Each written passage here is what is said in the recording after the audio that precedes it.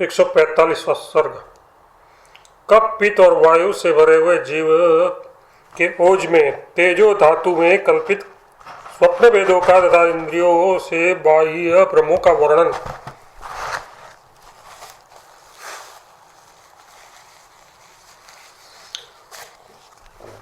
मुनि जी ने कहा है, व्याघ्र ये जीव बाहरी इंद्रियों से बाहर ही स्वप्न को जानता है तथा भीतरी इंद्रियों से अभ्यंतर स्वप्न को जानता है, लेकिन बाहर और भीतर के व्यवहार की सिद्धि के लिए अत्यंत तीव्र वेग वाली बाह्य और अभ्यंतर इंद्रियों से बाह्य और अभ्यंतर दोनों स्वप्नों को जानता है।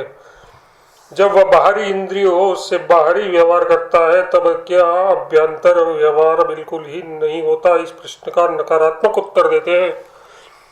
जिस समय इंद्रिया बाह्य व्यवहार में व्यग्र रहती है उस समय मनोरथ तुल्य अभ्यंतर व्यवहार का अनुभव अवश्य होता है, किंतु धुंधला होता है। स्वप्न के समान उसका साफ साफ अनुभव नहीं होता है, किंतु जिस समय सब इंद्रिया केवल अंतर्मुख रहती है उस समय जीव अपने शरीर में वासना मात्र होने से सूक्ष्म रूप से विद्यमान स्वप्न जगत को अति स्थूल सा देखता है। वही उसका स्फुट अनुभव है।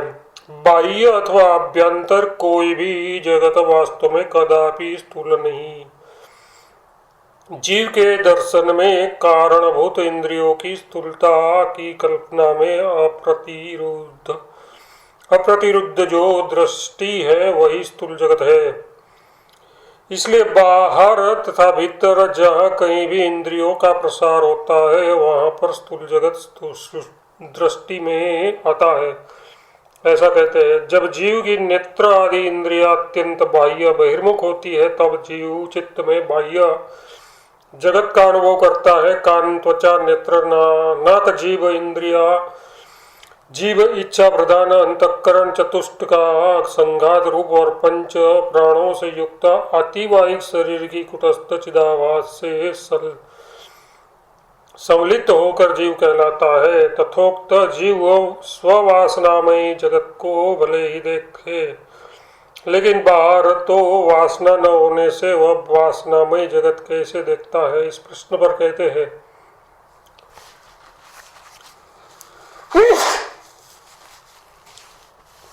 बाहर कुटस्थ चित्त ही चिदाभास समष्टि व्योममय होकर सब जगह सब काल में सर्वेंद्रियमय स्थित है। इस कारण वह सर्वत्र सब कुछ देखता है। यथार्थ सब वासनाओं के आधार रूप उसमें बाह्य जगत का अध्यास किसी हाल में अनुपन्न नहीं है, उपन्न ही है। अंदर स्वप्न भेद वैचित्र्य देखने के लिए ओज में प्रविष्ट हुए जीव का श्लेषण आदि अन्नरस आदि से पूर्ण नाड़ियों में प्रवेश ही उसमें निमित्त है। ये विस्तार से बताते हैं। जिस समय तुम्हारा जीव अपने संपूर्ण कारणों का उपसंहार कर और अणुरूप बन कर हजारों हिस्सों में विभक्त केश के समान महीन नाड़ियों के अंदर संचार के योग्य हो, नाड़ियों के अंतर्गत कफ रूप अन्नरस से भर जाता है, उस समय तत्त इंद्रियाणु में नाड़ी के अंदर ही निम्न निर्दिष्ट स्वप्न भ्रमों को देखता है।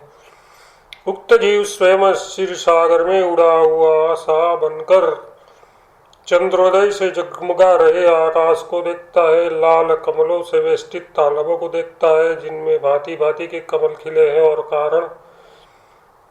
और आकाश में प्रकट हुए उद्यानों को देखता है जो ऋतुराज वसंत के अंतःपुर जैसे मनोहर है। पुष्पमय दिव्य मेघों के प्रतिनिधि स्वरूप है तथा जिनमें भ्रमर कल गुंजन करते हैं। सन्मंगलों की परंपरा से पूर्ण बड़े बड़े उत्सवों को देखता है। उसमें ललनाओं के झुंड लीला विलासों से चंचल है और घनों के अंगार भक्ष्य भोज्य अन्नपान से खूब भरे हैं। फलों की मालाओं से अलंकृत फैन रूप हास वाली मत्स्य यौवन वाली तथा चंचल नयन है, ऐसी नदियां विलास से अपनी स्वामी सागर के समीप जाती है, ऐसा देखता है। हिमालय के ऐसे सफेद शिखर वाले अत्यंत ठंडक से भरे हुए चूने से खूब सफेद दीवार वाले और चंद्रमा से बने हुए जैसे निर्मल फर्श वाले महलों को देखता है। शीतल जल कणों से ढके हुए हेमंत ऋतु की बर्फ से आच्छादित तथा वर्षा ऋतु के बादलों से आवृत एवं नील कमलों की लताओं तथा हरी हरी घास से ढके मैदानों को देखता है। चिकने चिकने पत्तों वाले वृक्षों की मनोहर छाया वाली तथा फूलों के अंबार से आच्छादित नगरों की उपवन भूमि को देखता है, जिसमें हरिण और पथिक विश्राम करते हैं। कदम्ब कुंद और मंदार के शहद के बिंदु रूप चंद्रमा की कांतियों से बासमान फूलों के बगीचों देखता है, जिनकी बनावट सजावट आसन के सदस्य जगमग जगमग करती है। मेघ नियुक्त निर्मल आकाश के सदस्य मनोहर नीली वन श्रेणियों को देखता है, जिनमें चारों ओर कमलों के तालाबों का लाल जाल सा बिछा रहता है और जो सुंदर फूलों से भरे हुए भूखंड को धारण करते हैं। वायुवश नाच रहे सुंदर लीला पल्लवों से रमणीय पर्वतमालाओं को देखता है, जिन्होंने केले और गोपकुंद और कदम्ब का मुकुट धारण किया है। लीला विलास पूर्ण ढंग से लपेटी हुई चोटियों से मुक्तः एवं जिनकी शाखाएं फैली हो ऐसी मालती लता की नाई नाच रही तवंगनी बालांगनाओं को पता है। फूले हुए सफेद कमलों के तालाब के तुल्य राज्यसभा को प्राप्त करता है, जो सैकड़ों सुंदर सुंदर चवर फूलदान चदरवा आदि से पूर्ण है। लताओं के फैलों के विलास से चारों ओर घिरी हुई वन पंक्तियों को प्राप्त करता है, जो चंचल जलराशि की नहरों में पक्षियों के कलरों से मधुर मालूम होती है। जलकण और बर्फ रूपी हार को अपने उदर में धारण करने वाली 10 दिशाओं को प्राप्त करता है, जिसके सब पर्वत वृष्टि द्वारा पृथ्वी को भरने के लिए अति विकराल रूप में मेघों के से व्याप्त है। कफपूर्ण नाड़ी के दृश्यों का विस्तार से वर्णन कर अब पीतरस पूर्ण नाड़ी के दृश्यों का वर्णन करते हैं। जब जीव अंदर पीतरस से भर जाता है, तब अणुरूप जीव ओज के अंदर इस सब निम्न निर्दिष्ट पदार्थों को प्राप्त करता है। कमल की उजली पंखड़ियों के समान सुंदर ज्वालाओं को देखता है, जो वायु के लहरों से फूले हुए टाक के पेड़ों की तरह भली लगती है। गर्म बालों के सेकों के नदी रूपी नसों को बाष्प युक्त बनाती है और वनाग्नि की लपटों के काले धुएं से दिग्मंडल को काली बनाती है। तलवार की धार के समान तेज क्रांति वाली और अग्नि की तरह सह तेज वाले अनेक सूर्यों को देखता है, जिनसे वह वनाग्नि रूपी विष से पहले से आक्रांत तालाब विशेष रूप से व्याप्त होते हैं। सागर को गर्म कर देने वाले पाप से गिले हुए त्रैलोक्य को तथा त्रिशिलाजित आदि क्षार को चूआने वाले और जड़ियों से दुर्गम अवर्णियों को भी देखता है। वह बहरे मृग तृष्णा भर जलों में तैर रहे सारसों से शोभायमान जल को देखता है। पहले कभी दृष्टिगोचर न हुए मैदानों को देखता है, जिनमें पेड़ पौधे पहले से जमे थे। भयवश मार्गों में भाग रहे तथा गर्म धूलि से धूसर हुए अपने को देखता है। दूर से अमृत के तुल्य दिखाई दे ये ठंडी छाए वाले मार्गों से वृक्ष को देखता है। संताप से अतिग्रस्त आकार वाले तथा अग्नि के तुल्य परितप्त भुवन को देखता है। धूलि कणों से जिसके देश छिप गए ऐसी दिशाओं को और दुलिती रोहित आकाश को देखता है। घर गांव सागर पहाड़ नदी तालाब वन और आकाश में जहाँ दृष्टि पहुँचती है वहीं जल रही अग्नि से पूर्ण दिशाएं देखता है। अग्नि की वर्षा करने वाले असंख्य मेघों की घनघोर घटाओं से भीषण शरद ग्रीष्म और वसंत ऋतुओं को देखता है। संताप देने वाले सूर्य तपो को देखता है एवं इनको पत्तों लता राशियों और लू की लपटों से आच्छादित भूमि प्रदेशों को देखता है। अग्निवाप्त होने के कारण आकाश भूतल और दिग्मुखों को सुवर्णमय देखे जैसे देखता है। बहुत से तालाबों और हिमालय पर्वत के विविध प्रदेशों को संतप्त हुए देखता है। कफ पित्त आदि रस अन्न रसों से रिक्त केवल वायु से ही भरे हुए नाड़ी प्रदेशों में प्रविष्ट हुआ अणुमात्र रूप जीव जब वायु से पूर्ण होता है तब नाड़ी में पूर्वोक्त ओज के अंदर ही निम्न निर्दिष्ट स्वप्न देखता है। उक्त जीव की संविद वायु से स्तुब्ध हो जाती है अतः एवं वह पृथ्वी तल को पूर्व दृष्टि से हुआ विलक्षण देखता है। नगर गांव नदी नाले सागर और वनों को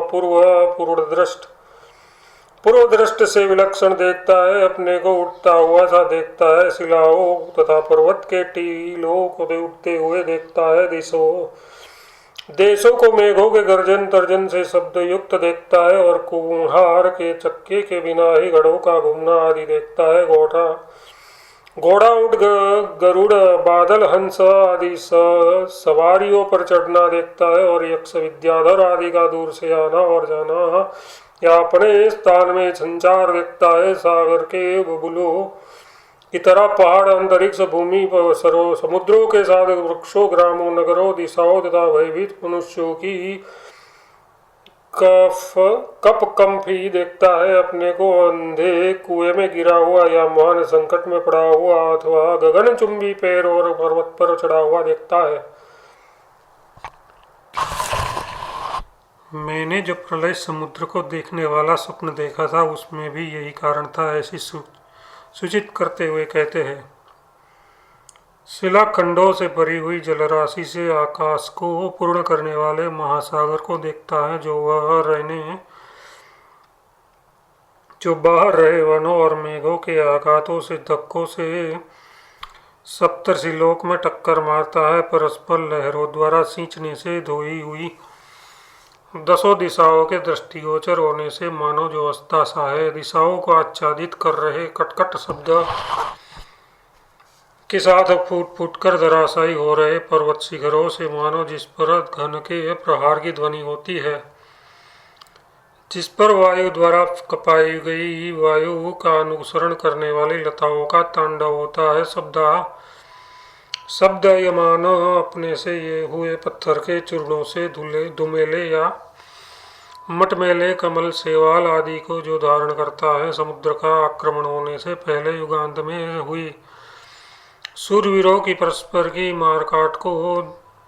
मारकाटों से मानो अद्भुत हुई ताड़ आदि के वनों की मरमर ध्वनियों से जो क्रूर प्राणियों के रुदन ध्वनि के तुल्य लगती है विराजित ऐसा त्रिजगत उसे मालूम पड़ता है। कफ वात और पित्त रूप त्रिधातु से पूर्ण नाड़ियों में पूर्वोक्त प्रकार के संवर्जन विदित उन पत्थरों मिट्टी धूलि से युक्त वायु से अथवा सैनिकों से घेर कर स्वप्न में जड़ बनाया गया जीव जब परिपीड़ित ही रहता है तब वह पुरीतन नाड़ी रूप पिंजड़े में प्रविष्ट होता है जो सब पसली की हड्डियों से सिरों से बनी हृदय की हड्डी ग्रंथि से युक्त है।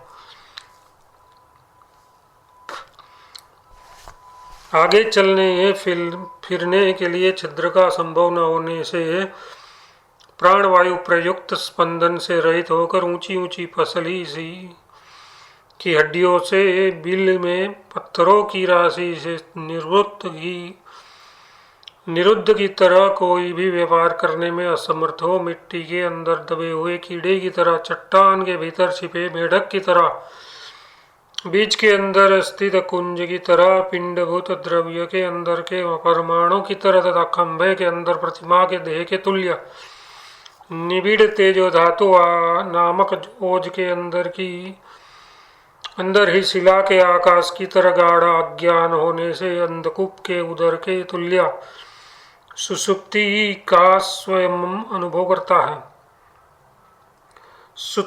सुषुप्ति से स्वप्न में कैसे प्राप्त होता है, इस प्रश्न पर कहते हैं जब खाया हुआ अन्न परिपाकवश पच जाता है और अन्न रस द्वारा किए गए गमनागमन मार्ग के विरोध की निवृत्ति हो जाती है। निवृत्ति जाने से अवकाश हो जाता है, तब फिर जीव प्राण संचार द्वारा पूरी तन नाड़ी से निकलने या का प्रयत्न कर प्राण द्वारा अबोधित को हो स्वप्न देखता है। जब शरीर में परिणत हो रहे अन्न रस जिस प्रदेश में जीव के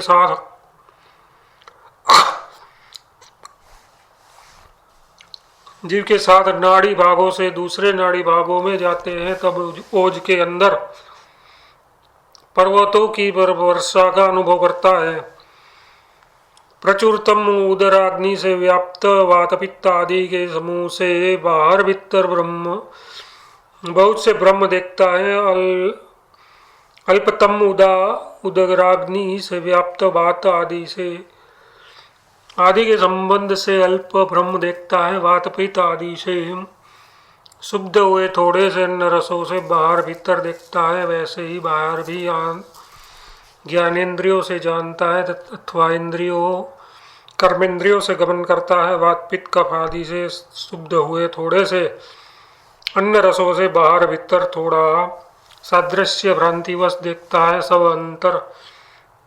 सब अन्न रसों से समदृश्य देखता है और अत्यंत शुद्ध हुए अन्न रसों से अत्यंत ब्रह्मपूर्ण दृश्य देखता है। सन्निपात तथा मणिमंत्र औषधि आदि निमित्तों में कुपित हुए अन्न रसों से आवृत्त हुआ जीव बाहर भूमि पर्वत और आकाश में हलचल देखता है अथवा अग्नि राशि से उनका जलना देखता है।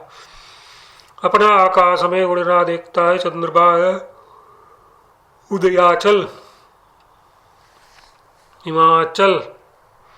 उदयाचल हिमालय आदि पर्वतों को देखता है। वृक्ष और पर्वतों की भीड़ देखता है और जलों का आकाश में उछलना देखता है अथवा सागर में अपना डूबना और उतरना देखता है। सूर्यलोक में अप्सराओं के साथ संगम देखता है और शैलपवन शुभ्र मेघों के आसनों में बैठना तथा शुभ्र मेघों की राशि देखता है। बड़े बड़े आरोह द्वारा अपना चीरा जाना देखता है। नरकों के अनुभव की भ्रांति देखता है और आकाश में ताड़ तमाल और हिमताल के छोटी जाति के खजूर के पेड़ों का जमघट देखता है। अपना चक्कर काटकर आकाश से नीचे गिरना और फिर तुरंत आकाश में उड़ना देखता है। निर्जन स्थान में जनता की भीड़ लगी देखता है और मैदान में भी समुद्र में डूबना देखता है और भी विचित्र विपरीत व्यवहारों को देखता है। जैसे अर्धरात में दिन की तरह सूर्य का प्रकाश देखता है और दिन में गाढ़ अंधकार देखता है। आकाश में पर्वतों के साथ पृथ्वी को देखता है। दीवार पर विशाल स्थल को देखता है। आकाश में अट्टारियां देखता है और शत्रु में मित्र देखता है। आत्मीय लोगों को परकीय समझता है तथा दुर्जन को सज्जन मानने लगता है एवं गड्ढे को समरभूमि और समरभूमि को गड्ढा गर्त समझता है। प्रतिध्वनि हो रही गान ध्वनि से मनोहर चूने से पोतकर स्वच्छ किए हुए भांति भांति के चित्रों से सजे सजाए स्फटिक या चांदी से बने हुए या नवनीतमय मक्खन के बने हुए पर्वतों को देखता है। दुलित कदम्ब जंजीर के पत्ते के गुच्छों से सुशोभित घरों में अप्सराओं के साथ वैसे ही अपना निमिलित बंधा हुए इंद्रिय वृत्तियां धातुओं के वैषम्य से इस भ्रांतियों को देखती है, किंतु जागृत में जो उन्मीलित खुली हुई है बाहर इंद्रजाल आदि में इन भ्रांतियों को देखती है। विषम वात पित्त धातु वाले पुरुष इस प्रकार के अनेक दृश्यों को स्वप्न की तरफ बाहर ही देखते हैं और अनुभव करते हैं। विषम धातु वाले जीवों को बाहर और भीतर अति भीषण अनेक विपरीत कार्य दिखाई देता है। वात पित्त आदि धातुओं के सम होने पर यह जीव तेजो धातु के मध्य में स्थिर होकर ही इस समलौकिक और शास्त्रीय व्यवहार मर्यादा का स्वयं अनुभव करता है तथा यथास्थित नगर गांव कस्बे और जंगल की श्रेणी का अनुभव करता है। निश्चल जल और वृक्ष छाया वाले प्रदेशों में वेहौटी के रूप से गमनागमन आनंददायक प्रकाश वाले चंद्रमा, सूर्य, तारा, रात्रि और दिन से विभूषित इस प्रकार का असद रूप इस जगत सदरूप सा प्रतीत होता है। जैसे पवन में स्पंदन है वैसे ही चित्त वृत्ति में जो ये दृश्योपलम्ब है वह असत्य होता हुआ भी सत सा प्रतीत होता है, अभिन्न होता हुआ भी भिन्नवत स्थित है। निष्प्रपंच ब्रह्म से शून्यभूत संपूर्ण जगत उचित है। अतः एवं निष्प्रपंच ब्रह्म रूप वह उससे तनिक भी अतिरिक्त नहीं है, क्योंकि ब्रह्म इस प्रकार परिदृश्यमान रूप से उत्पन्न नहीं होता। इसलिए आकाश सदस्य अनंत चित्ती के शरीर में प्रतिभास मात्र जगत इस तरह अनंत रूपों में प्रतीत होता है। वास्तव में उसका पृथक का अस्तित्व नहीं है। 145वां सर्ग समाप्त।